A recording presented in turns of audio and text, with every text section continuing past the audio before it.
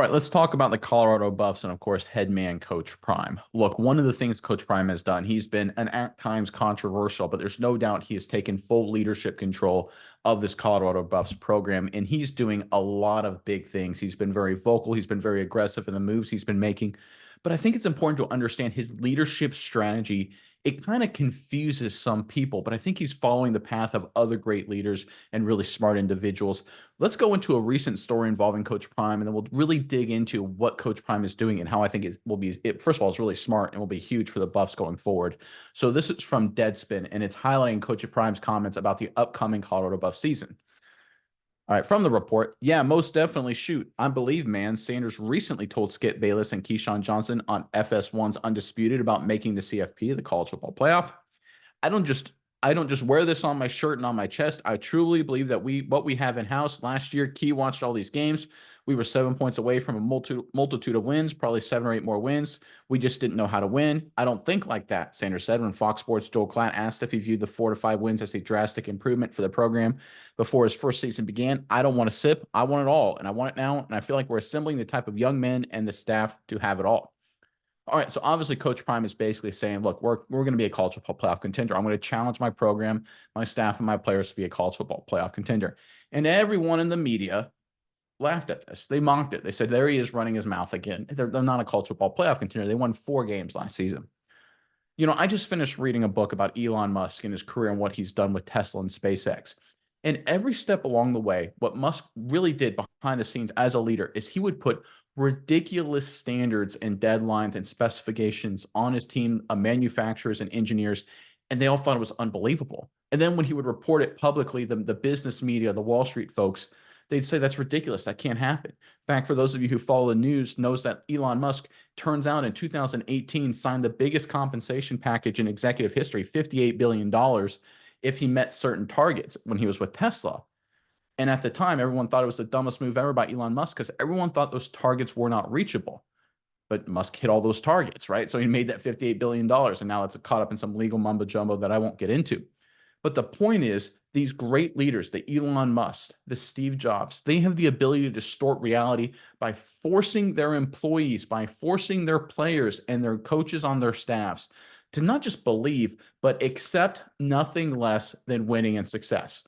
The Buffs have the talent. We've seen it last season in a lot of positions. They fulfilled and if they filled up a lot of their weaknesses this offseason through the transfer portal and through recruiting as well. They now have the talent to win a lot of football games this season. The question is, can they live up to that talent and even exceed it? By Coach Prime being so public and openly declaring this, he's going to them and say, hey, listen, we're not going to be okay with 7 wins. We're not going to be okay with 8 wins. We're going to win 11 games. We're going to win 12 games. We're going to be competing for a college football playoff spot. I demand that of you. And remember, guys, we're in spring, we're in winter football practice right now. We're in winter workouts. As a former college football player, I can tell you now it's miserable, right? Then you have spring practice, which can really be hard. And then you have summer practice and you got training camp, right? Summer workouts in the training camp, excuse me. So now it's the miserable hard, putting the time to grind. And right now, Coach Prime is going to him, his players and his staff and saying, I'm going to distort your reality. We're going to get it done, and I'm going to push you to get it done. And I don't care if the media mocks me because I am the one that decides this, not the media. That's what Coach Prime is doing. That's what Steve Jobs did with Apple. That's what Elon Musk did with Tesla and SpaceX. These really kind of outside the box leaders and thinkers. A lot of people in the media think they're nuts, crazy, or stupid. And we saw that with Jobs. We saw that with Musk, and we're seeing that with Coach Prime. But you know what? History has shown that people that are aggressive, that lead and really force greatness from those around them, they're often very successful. And I think what we're seeing from Coach Prime is proof that the Buffs have a chance to have a special program going into 2024 and potentially beyond as well. Miles, I'm curious what your thoughts are on all this. But first, Buffs fans, let us know in the comment section below. Coach Prime's obviously very confident, but I want to gauge your confidence. Give us how many wins, based on what you've seen so far from the Buffs through the recruiting ranks and the transfer portal, Colorado will get in 2024. Just the regular season. Don't have to go any playoff or bowl matchups or anything like that. Put your predictions, number of wins, 8, 9, 10, 11, whatever it may be, in the comment section below. But Miles, give me your thoughts on this report, my thoughts involving Coach Prime, and just your general feeling with this Colorado Buffs program right now. Yeah, and I think you hit on something interesting, and we can go back through Coach Prime's career as far as early as when he started in the college football game over at Jackson State. You look at the expectations he puts on everybody. He said, we want to be the best. Like you said, we want perfection. What do? That first season, they go out and get a big time 5-star recruit to come to Jackson State of all places, a place really not known for getting such excellent talent, especially not a guy like Travis Hunter. This is one of the best prospects in all of college football at the time. Comes over to Jackson State. They start winning games. They start improving. Deion Sanders comes in. I think he does what he wanted to do at that level of football. Is able to get an opportunity, move up to Colorado, and get into the Power Five type football. He comes in. He's like, I want to win. I don't want to be good. I don't want to make the Colorado Buffs better. I want them to be the best. He comes in. They have a pretty fiery offense at the beginning of the season. They come out really hot. I think he sees the deficiencies. And then you look at him and he's like, well, we weren't good enough here, here, here. Specifically looking at the trenches, the offensive line. He got his recruiters out there. He got his transfer portal guys out there looking all around. And he said, we need to do this. And a lot of people would say, well, a team like Colorado, they're not going to be able to match Alabama in the trenches. They're not going to be able to match these schools in the trenches. Well, it's like you said, what does he do? He puts these high expectations on people like the Elon Musk of the world. They put these ridiculous, goals out there. But if you don't aim high, people are going to just settle somewhere pretty low. If you aim super high, where you settle is also going to be pretty high. Colorado goes out. They get a ton of great offensive line prospects through the transfer portal. They get a big time 5-star commitment coming in as an offensive lineman as well. I just think the constant, people take the goalpost moving metaphor as a negative sometimes. I think Deion Sanders' goalpost is he wants to be the best team in the country, and he keeps moving it back saying, we are not there yet. We're still just as far as we were because we haven't won. Yes, maybe we won 4 games. Maybe that's much better than Colorado was last year, but that's not good enough. We're still just as far away as we were last year because we didn't meet the goal yet. I think his ability to motivate people by putting that high expectation up there, like you said, is really one of his greatest strengths because it's like he said, he told Skip on Undisputed, he believes this. This isn't just what he speaks. This isn't something that he puts out there. It's not a persona.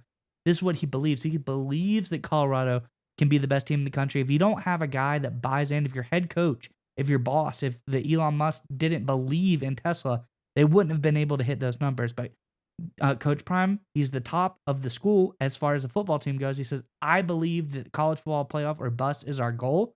So everyone else buys in at the levels lower and lower and lower.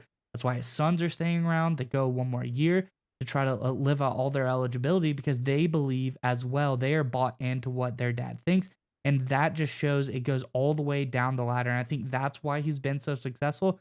And I think that's why they'll be even more successful next season as well. It's important to understand, right? We sort of misunderstand the success of great people, whether it's in the business world, whether it's in the sports world. And we just think it's just because of physical gifts, right? Oh, they're faster, they're smarter, they're stronger, whatever it may be. A lot of times it is just direct mental fortitude of, I will not be denied. We will succeed. Right? We will do whatever it takes. We will outwork people. It doesn't matter if we got to cut 80% of staff and rely on 20% of our guys working 300 hours, right? Whatever it may be, we will find a way to get it done. We will think outside the box. We will do things differently than it's ever been done before. If you look at anyone who has changed history, again, whether it's in politics, government, business, sports, that has been the mindset to a T. It also fits Coach Prime Deion Sanders to that same exact T. And I think that's why, look, obviously 4-8 isn't great. Look, it's bad. You're a losing football team. But what Coach Prime has been doing, what he has been saying, it's following that same trend. And I'm going to be honest. I was one of those guys 6 years ago when Elon Musk was talking about his stuff with Tesla. I said, he's an idiot. Doesn't know what he's talking about. He's going to fall flat on his face. He doesn't know what he's doing. He totally proved me and literally everybody else wrong. There's been example after this time and time in history. And I don't know if Coach Prime will prove anybody in the media wrong, but he's proven them wrong every step of the way so far, right? He proved them wrong at Jackson State. He proved them wrong with his ability to transfer and bring a lot of talent to Colorado. Will he continue to prove them wrong and make his team go to the college football playoff? I don't know, but I tell you one thing, I'm not betting against him.